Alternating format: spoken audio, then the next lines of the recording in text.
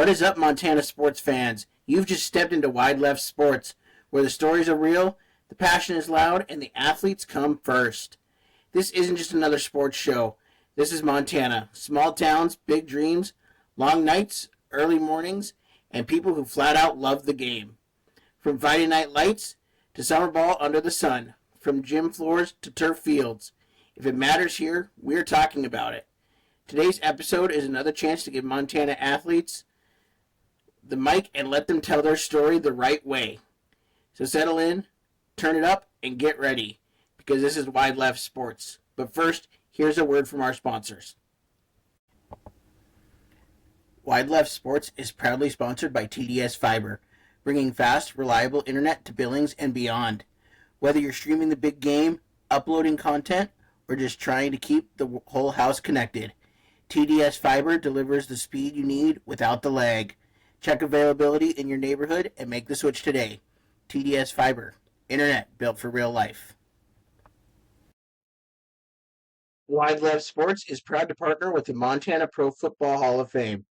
Join them June 26th and 27th in Billings for a weekend celebrating Montana football history and the legends who helped build it. Friday, June 26th, kicks off with the golf tournament at Pryor Creek. Check-in starts at 8 a.m. with a 9 a.m. shotgun start. Then on Saturday, June 27th, head to the Billings Hotel and Convention Center for the inductee banquet. Doors open at 5 p.m. with the banquet starting at 6. Enjoy dinner, football highlights, incredible stories from past and present inductees, plus a live auction featuring autographed footballs. For more information, contact Lynn Greenberg at 406-281-2851 and come be a part of an awesome weekend celebrating Montana football. Hello, welcome to Wide Left Sports. Today I am joined by former Helena baseball player BJ Underkofler. BJ, how are you doing today? I'm doing well, thank you. How are you doing? I am doing really good, really good. So I guess my first question for you, BJ, as I do with a lot of my interviews, is what kind of gave you your love for baseball? Ooh. I would say definitely my father and my family. Definitely my father. We came from a very heavy baseball background. He played, his dad played, our whole family was steeped in baseball. Catching was like the one sport, or the one position, excuse me, that we all played. So my grandfather played for Notre Dame as a catcher. My dad played, and so therefore I was going to play. Love it. Love it. So then you got the opportunity to play for the Helena Senators, which is one of the best programs in the state of Montana when it comes to Legion baseball. And so what did it mean to you to be able to put on that Senators uniform and, play for such a great program? Oh, man. One of the highlights of my life was getting that coat. And it had the Senators when they saw the Senators on the bottom of the Helena. That was a core memory for me, because you grow up watching the Senators and the Raps even too, but just Kendrick Legion feels so awesome. It's just so cool, and to watch the town show out for the players is so awesome. For sure, for sure. So then what are some of your favorite memories from your playing days with Helena? Ooh, there's so many. I mean, you got to hit the highlights of the 3-time state champs. Like, that was pretty incredible. Especially being the third one at Helena. Like getting to host the third one there, and that was my junior year, and it was pretty awesome. But there was so many. Playing in Billings, for example. The stadium there, the crowd there, the atmosphere is so awesome. It's electric. You know what I mean? Yeah, for sure. So being a 3-time state champion is pretty hard to do in 4 years of high school. So how did you guys have that momentum year in and year out to win that many championships in such a short amount of time? Oh man, you got to give credit to credit's due. The group of guys 2 years and a year ahead of us, excuse me, 3 years, because we were my age group was kind of the tail end of this whole thing, but they really set the pace. And you would be remiss to not mention that class of athletes, because they really, I mean, they pushed everything. They really pushed us to be better and to be really push the boundaries of what we could do. And then you had Dave Tennis and Bill Rook, Coach Anderson, and oh my gosh, I'm blanking on some of the other ones. It's been so long, but those guys created a program that you wanted to go to the ball field. You wanted to be there, and the pride was not just in how well you played, but how you conducted yourself and how you presented yourself. For sure. So then, my next question is, obviously, I know Coach Tennis is a huge legend there in Helena for baseball, and then now you have Coach Burnett, who's a good friend of mine, and I know is who got you on the show today. So thank you to Coach if you're going to listen to this. Yeah, absolutely. Who has made a name for himself, among the AA ranks during his time there. So how cool is it for you, being an alumni of this program and seeing where it's been and where it's going? Just to have two really great coaches at the helm of it for the last 40 years about. I'm about to say, yeah. I mean, like, it's incredible. The pedigree of coaching that's come out of Helena is beyond impressive, right? And I would even add others in there. Like I said, Rook, and then before Tennis, you had, I want to say it was Martello, and you had a couple others, but like guys that just really dug into the game. But it wasn't winning wasn't the priority. It was creating good men and solid men and solid baseball players, and winning was a product of that. But it wasn't the intent. If that makes sense. Yeah, 100%. But it's worked. I mean, I know for sure. As I mentioned when we came on, being the announcer here in Billings, I know those Helena teams are always tough, and they've been tough since my brother played about 5-6 years ago. So, and they were tough before that. So it's awesome to see such a consistent program, year in and year out. It's awesome. It is. It's a tradition that I'm so glad to see continues on, because I left Helena in 2004 and really truly did to come back. And so just to hear that its continued success is ongoing is pretty awesome. It's a huge point of pride. For sure. So let's talk about, obviously you're a senior in high school and going to be going on to the next level, because you did go on to the next level. So what was kind of your recruitment process like, and what ultimately made you decide to go the route that you did, and where'd you go, and all those different things? So the recruitment process is kind of funny. We were that era of your parents with VCRs and making videotapes and just shotgunning them out to whoever would take it. And they had oh gosh, what do we call it? It was Big Sky Baseball, and it was Dewey. Oh gosh, I can't remember Dewey's last name. Anyway, it was at Gallatin Valley. Still doing it. Is he still doing it? Sounds familiar. Yeah. Yes. Okay. I would say that was huge. It helped us get recruited. And long story short, a family friend of ours, Rod Nichols, who pitched for the Indians for a while, and unfortunately, I do think he passed away recently, or has passed away. But he got me in contact with the coach from Three Rivers Community College in Missouri, Stacy Berkey. And Stacy Berkey played AA with the Yankees and was very successful as well. And that program, it got me. Good baseball, good leadership, and they offer, with JUCO, there's no real regulations on scholarships and things like that, if that makes sense. Mm-hmm. So they gave me an offer I couldn't refuse. And as much as I love Montana, I couldn't handle the 30-degree summers anymore. So I was trying to get a little more warm.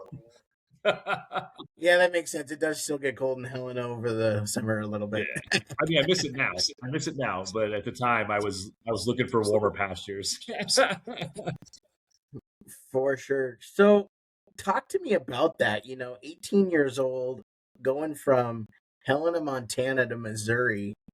What was that like for you? It was because you live in this bubble in Montana of, I don't want to call it like the good old days, but it feels like a safe bubble of, I'm going to say, common sense and just good old people. Like I miss the state so much. But, and not that Missouri was bad. I love Missouri as well, but it was definitely an eye-opening experience. To show up as this small town Montana kid in a state that's got more people in cities than we have in our state. And that was pretty crazy. And you saw a level of baseball that was beyond what I was anticipating for, and it really took a lot of hard work to break into that starting lineup and to prove yourself there. So it was wild. For sure. So then talk to me about that grind of the JUCO, because I know a lot of kids even now coming out of Montana do end up going that JUCO route, whether it be Miles, community college, or there's a lot that go to like Wenatchee and different places like that in Washington and Idaho. So talk to me a little bit about that route and why it was a good fit for you, and kind of why you would almost, or why you think it's a good fit for kids to do. Gotcha. For me, I wanted to play, and I was willing to go to 2 schools so that I could play right away. And my wife is the same way. She played junior college as well for softball, and then went on to the 4-year where we ended up meeting her. But we tell our kids we wanted to play. And JUCO offers a very unique experience where you're going to see insane talent, just phenomenal talent, but they're missing 1 or 2 tools to kind of like exceed at that like D1 level.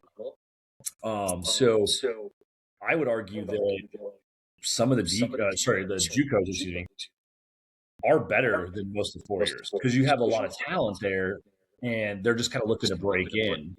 And so I loved it because it gave me the opportunity to play right away, and it was baseball for baseball. Coach Berkey used to do this thing called 7 and 7. It was 7 days a week, 7 hours a day, and that was the minimum we practiced. And that was it was a lot. It translates well to the military life for sure, but and it provided a discipline that I needed. When you're successful in Montana, you're kind of a big fish in a little pond, and that's a good thing for sure. For your mentality, for your ego, for your kind of like your fragile little boy mind. But when you go out to that next level, you see that everybody was like that, and our average pitcher on our staff, I say average, but across the board, 92, 93. Like nothing, and that wasn't anything special. So like that elevated level of baseball at JUCO, I think translates better. But I do know that you miss out on some experiences at that 4-year by coming in as a freshman, potentially redshirting, developing underneath guys that are a little bit better, but I still have no regrets going to junior college. That's awesome. So then with the junior college and that experience, it's 2 quick years, and then you're doing your recruitment process again to potentially go to a 4-year. So, after the 2 year, after you got some games and some more experience under your belt, what was that like for you to then go to the 4 year?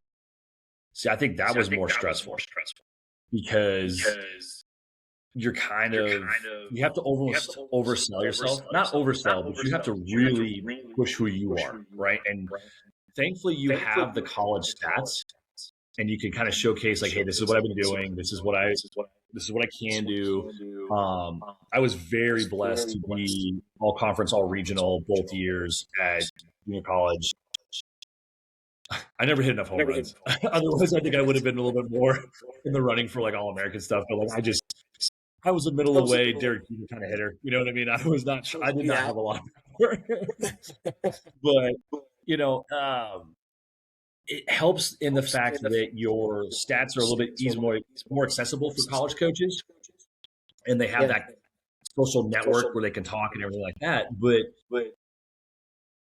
unlike high school, where only a few guys are moving on, in junior college, everyone's moving on. Right. So coach is a little bit more swamped with trying to help recruit guys and things like that, or help push out recruiting stuff. But I was very blessed that a guy by the name of Coach Munns, Darren Munns, he was out of Fulton at William Woods, and it was a 3-hour drive. So he drove down, watched me play, and was like, "Yep, we'll give me an offer today." You know, and I was so fortunate that my dad had told me, you know, never turn a gift down, never look a gift horse in the mouth, right? I went up there, I took a look at the campus, and fell in love with it. And so I ended up, I wouldn't say turning down, but I ended up kind of stopped pursuing the big schools and staying with that small private school where I felt more, I was less of a number and more of a person, if that makes sense. That makes perfect sense. Yeah. That's awesome. It's tough, though. It's tough. For sure. So then my next question with the whole like JUCO and 4 year and things like that is, how do you think that's affected now by the transfer portal and things like that with the current college sports landscape that have changed drastically in the last 5 years? It's unrecognizable, really. Yeah. And you know, my wife and I laugh with each other that we were good, you know, like in our respective categories, but I couldn't imagine being 20 years old, offered millions of dollars to play at a college, and then another college is going to offer you 21 million. You know what I mean? Like, yeah, I don't envy these kids and their decisions that they have to make.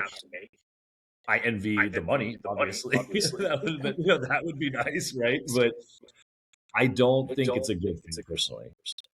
And that's not me trying to be the bitter old guard of like, well, I didn't get it, so you shouldn't get it. But I think it's a dangerous game to put these kinds of pressure on young men and women when they're just trying to figure their lives out. Yeah. And they're wanting to play a game because they love it. And now we put so much pressure on them with the money and the deals and playing time and moving things around. So I don't like it personally, but I understand the business side of things, which makes my heart sad. But I mean, if you'd asked 18-year-old DJ if he had taken, you know, even $18,000 to go somewhere, I'd be like, heck yeah, man, I'm in. For sure. So, you know, your route is obviously a little bit different than what we just described with the NIL, trying to go to the bigger, better places. You chose to stay at a smaller school that was a better fit for you personally. Yes. And so what would your recommendation be to athletes now that do have all the pressures that we just talked about, but to consider those smaller schools that might be a better fit for them, whether it be academically, personally, whatever, but that would be a better fit? It's a tough one because you're dangling that massive fish in front of them, right? You've got this paycheck that is astronomical. And I mean, I say this to just play a game, but it is, right? And these kids are going to be on their own for the first time. We've seen through historical data that decision making is not great. They don't do as great. Tends not to be. Yeah. Yeah. So my biggest advice is dig into your family and faith. Find pray and find what you think is going to be the best for you. And it's easy for me to say this now because my time is done, but you can't chase the money.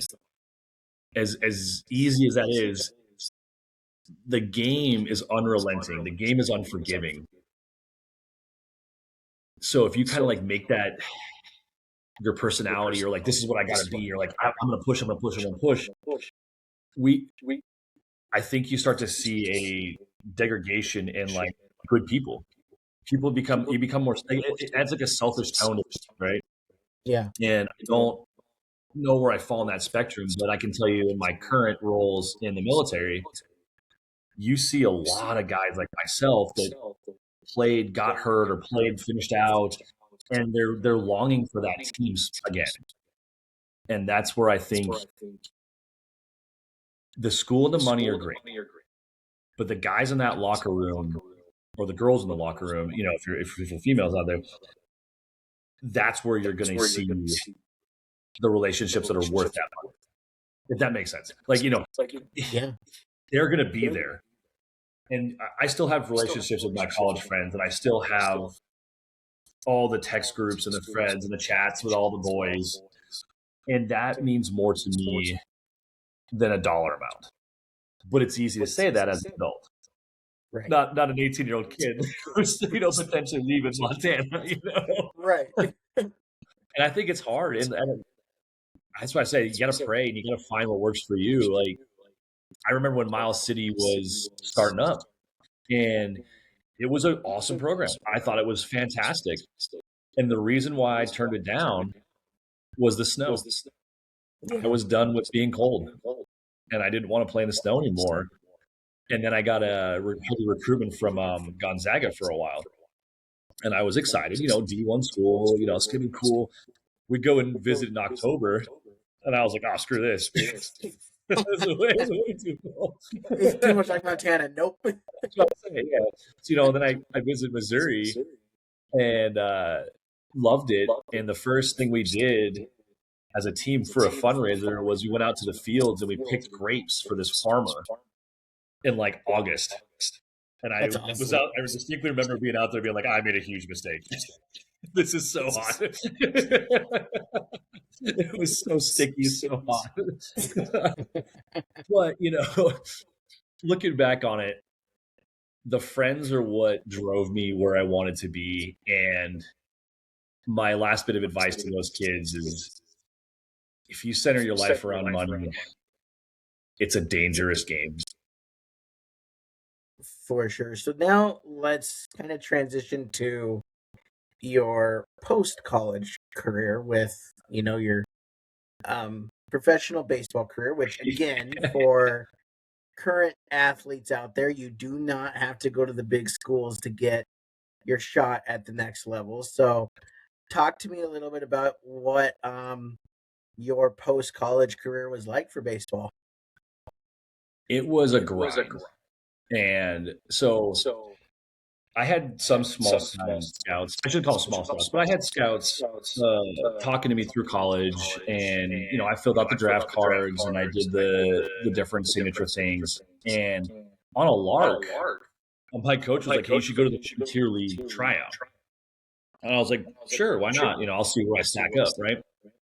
Well, I ended up getting picked up by the River City Rascals, and I was like, "Oh crap," and. Because at the time, I was convinced I was going to get picked up. And, you come to find out that a business is a business. And so I took the River City Rascals, got released pretty much right away. Like, it was one of those things where I was a spring training catcher to, like, get them through spring training. And then they had already kind of picked their team. And so, and I didn't fit, and that was my first taste of, like, this is a business. And so I went back to Summer League, grinded again, went to a fall tryout with the Phillies, signed free agent there. Again, with the help of Rod Nichols and a couple of those guys, and because you have to know people. Yeah, everybody throws 90%. Everybody hits 350. It's all the studs out there. And so got there, and then unfortunately, didn't get too far with them, and ended up bouncing around the indie leagues because I think I hit Frontier, Continental, American Association, the Golden League, and then I think that the only one I didn't hit was like the Atlantic League. I was just trading all over the place, and it was great. I had a great time in 2010 with the Chico Outlaws. And that was where I stayed a whole year there. And that was in Chico, California. And that might have been the most fun I've had that year. And it's to explain to the guys, you're not playing just like podunk kids. The Golden League had quite a few retired big leaguers playing. And my favorite story to tell is we were playing in Orange County against the Flyers. And I'm catching that game. I get to start that game. I'm pretty excited. And the leadoff hitter is Scott Spuzio. Oh, geez. Yeah, right. And I looked up from my stance, and I was like, "Did I watch you in the World Series last year? What are you doing? What are you here with us? Us trash players." But that was who we were facing. I got to face Hideki Irabu, unfortunately, before he passed on, and then same with Jose Lima, right? They both passed on the same year, but I faced them before, and that next level is apparent. That they are just that much better, and it's not you can't get mad. You're just kind of you're just in awe. You're like, dang, yeah. That 94-mile fastball. I didn't see it. It's just totally, but Australia was a great time. So I finished up in the winter of 2010 into 11 down in Sydney with the Sydney Major League for the MacArthur Orioles. And that was probably, outside of the Senators, that was the most fun I've had playing baseball. Because it was a little bit more relaxed, not talent-wise. Talent-wise was just as good. But the culture is a little bit more relaxed. They're not as determined to make that next level financially. They just want to play. Yeah. So I found that to be very refreshing, and fun. And so we ended up getting super fortunate. We won the World Series down there. I got a cool little Australian World Series ring. That's awesome. It's pretty cool. It's one of my favorite memories, and that I re-signed with a team in Colorado, spring of 2011. That whole league ended up folding financially, and so at that point I was like, "Hey, I'm 25. I kind of need to figure out what I'm going to do with my life." And at that point, the surge in Afghanistan was going on, and so I walked into the recruiter and I was like, "Hey, I think I want to," and the rest is history. Wow, that's awesome. So I guess I have one follow-up question with Australia, and then we'll get into your military service a little bit.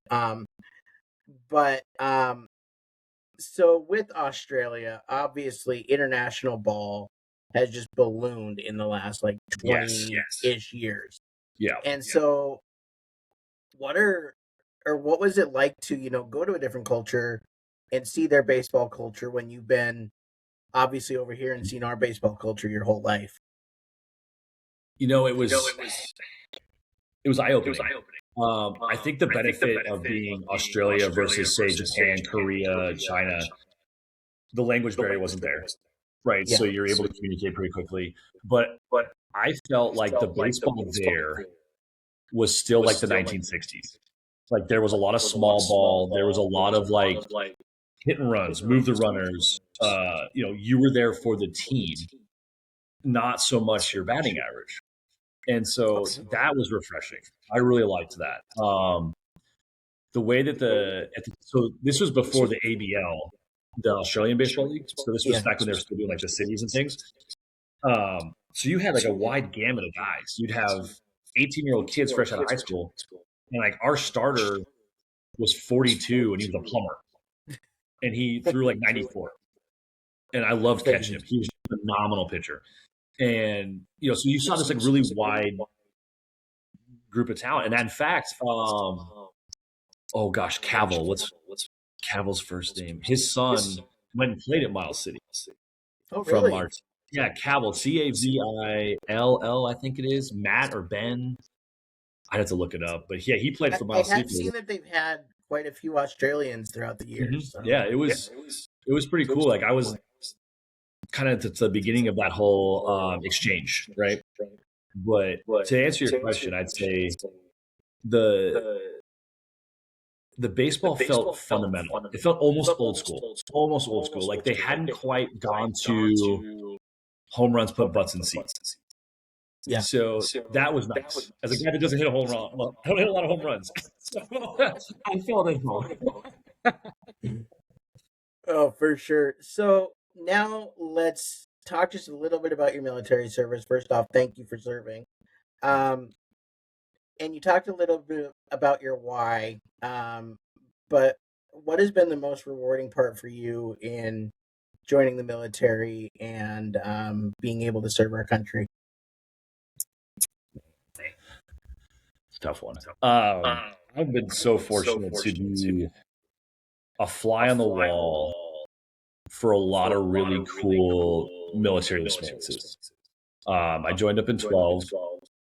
I went straight to Ranger Regiment, and I was in 3rd Battalion, which for most people they know like Black Hawk Down. So that was that unit. And I did 7 years there with 7 rotations, and most of my stuff was all Afghanistan. And very fortunate there. Spent the majority of my time as a sniper there, and I was very fortunate to get an opportunity to come up here at Fort Bragg, and I was an instructor at the Special Forces Sniper Course. Oh, wow. And yeah, I got to do that for 5 years. That was pretty awesome. If you can't do it operationally, being a coach is pretty awesome, But what and now I'm currently serving other obligations within the special operations community. But the rewarding part is the team is back. It's the ultimate team sport. You have to rely on the guy to your left and your right. And I had that in Helena. I had it in college. And I had it in Australia. But the U.S. baseball, and I'm going to step on toes here, it didn't feel team-oriented. It was guy-oriented. Everybody was worried about themselves. And it's so cutthroat that it kind of ruined it for me, if that makes sense. Yeah. Baseball was always nachos after the game, like your mom buying that little plastic plate of cheese nachos. You know what I mean? Right. That's what I was always excited about. And when you had guys watching their stats like Hawks and, the money's on the line, it kind of ruins the joy of the game. And not that the military is a game, but the team aspect is really what sticks with me the most there, and again, I've been so fortunate to have been in the special operations community for as long as I have and seen some amazing people out there,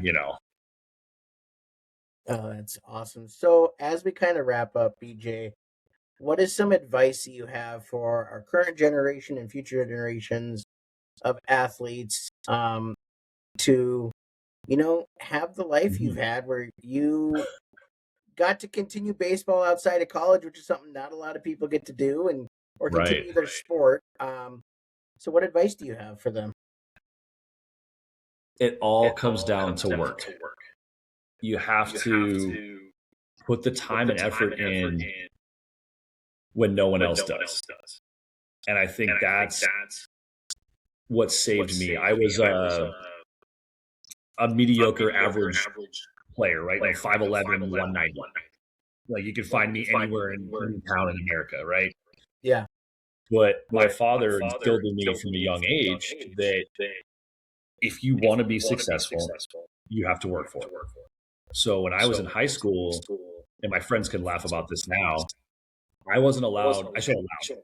I wouldn't go out until I had swung 500 times, thrown my bullpen, did my catcher's drills. My dad had built a batting cage in the garage of our house. And so, my brother and I, we would do drill. I would hit off the tee. I'd hit soft toss. I'd throw my bullpens. I'd work on catcher's drills, framing, transition drills and things. So that got me to college. And in college, you start to realize, the different things. So I had to start putting muscle on. I had to start getting bigger. I had to start getting faster. You had to start watching what you're eating, right? You got to start having your dietitian stuff involved. And it's discipline and hard work. And at the end of the day, all that briefs well and sounds great. But if you don't have the joy of the game, it's not going to be fun. And once it's fun, or once it still remains fun, you'll put the time and effort in. But once you lose that joy, that's when it becomes a grind. And I think for these kids, take away the flashy, take away the trophies, think about hot dogs and nachos, what neighborhood baseball games, playing with your friends, find that joy, bury it deep, and use that as your nugget of resiliency to help you get through those things, because there's going to be long days. And at the end of the day, you got to love throwing a ball, love hitting a ball, and love putting that uniform on. And I think that's what it's all about. My wife and I still play slow pitch softball. She's a lot more aggressive than I am. She's pretty good. I'm not that great.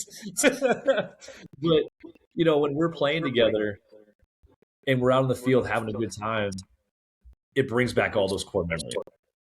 And so for the kids coming up, if you want it, it's there. But you have to put the effort and work into it.